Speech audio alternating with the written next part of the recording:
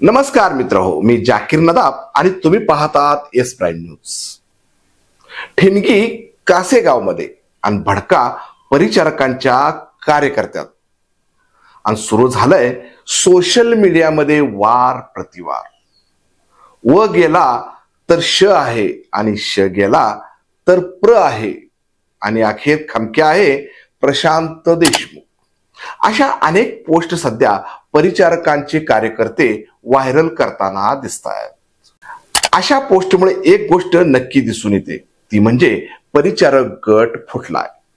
कासेगावचे वसंत नाना देशमुख यांनी उघडपणे पांडुरंग परिवार सोडल्याचं सांगितलंय। याच व्यासपीठावर परिचारकांचे खंदे समर्थक नागेश काका भोसले हे देखील होते।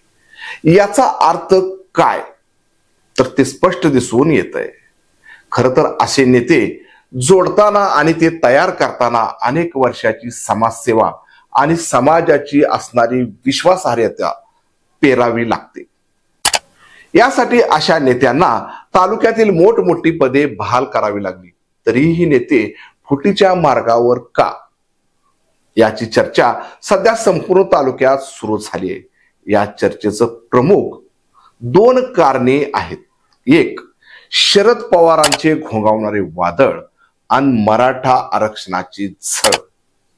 या दोनच विषयाची चर्चा सध्या सुरू आहे। तुम्ही माढा लोकसभेची चर्चा आणि सत्यता पाहिलीच असेल की धैर्यशील मोहिते पाटील यांनी जेव्हा तुतारी हाती घेतली तेव्हा मतदारसंघामध्ये जो मतदाराचा रिस्पॉन्स दिसून आला, तोच रिस्पॉन्स सध्या पंढरपूर मंगळवेढा मतदारसंघातून दिसून येतोय। तालुक्यातील जेवढा शेतकरी वर्ग आहे तो शरद पवारांच्या विचारातून जात असल्याचं दिसून येतंय। त्याचबरोबर मराठा आरक्षणातून तालुक्यातील मराठा समाज मोठ्या प्रमाणात जागृत झालाय। हा समाज भाजपच्या विरोधात असल्याने तो सरळ सरळ पवार साहेबांच्या मागे जाणार असल्याचं दिसतंय। सध्या भाजपमधील अनेक मराठा समाजाचे नेते बाहेर पडताना दिसत आहेत। याच पद्धतीने पंढरपूर शहर आणि तालुक्यातून परिचारक गटातील अनेक मराठा समाजातील नेते बाहेर पडत असल्याचं बोललं जातंय। काही नेते आज जरी ओपन झाले नसले तरी शरीराने भाजपात आणि हृदयाने पवार साहेबांकडे असल्याचं दिसतंय।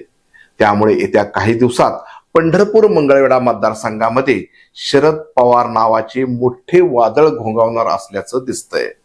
त्यात भाजपचे नेते कुठेच पासंगाला पुरणार नसल्याचं देखील बोललं जातंय। ही वस्तुस्थिती सर्वांनाच माहीत आहे। त्यामुळेच भाजपचे माजी आमदार प्रशांतराव परिचारक हे देखील पुन्हा पवारांच्या गोविंद बागेत जाण्यास इच्छुक आहेत, पण अजून तरी त्यांची डाळ शिजलेली दिसत नाही। इकडे 2 दिवसांपूर्वी माढ्याचे खासदार धैर्यशील मोहिते पाटील पंढरपूर दौऱ्यावर आले असता परिचारक गटाचे नागेश काका भोसले आणि वसंत नाना देशमुख यांच्या गाडीत बसून अकलूजला गेले होते। याची चर्चा आता तालुक्यात होत आहे। या गोष्टी यासाठी सांगाव्या लागतात की जेव्हा शरीराचे एक एक पार्ट तुटू लागतात तेव्हा बलदंड शरीर देखील कमकुवत होत असते।